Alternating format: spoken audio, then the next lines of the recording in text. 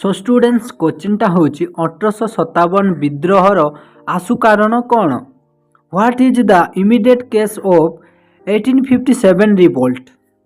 सो उत्तरटा हम सेनारे व्यवहृत ब्राउन बेस बंदूक बदल नूतन एनफिल्ड राइफल प्रचलन पर निष्पत्ति कुहुलुथिबा विद्रोहर बहिनी को प्रज्वलित करिथिला। नूतन बंदूक गुलीर खोल बा तोटारे गोरु और घुषुरी चर्बी प्रलेप थिबा जनरब प्रचारित हैला। या द्वारा उभय हिंदू और मुस्लिम मान सिपाही उत्क्षिप्त हेले।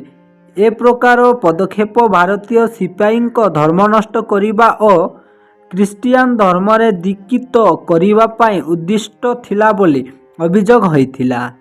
सिपाही माने एई गुली व्यवहार करिबा निर्देश अवज्ञा कले फलरे सेना चाउनी विद्रोह आरंभ होई ब्रिटिश साम्राज्यर विभिन्न भाग को मारी जाइथिला।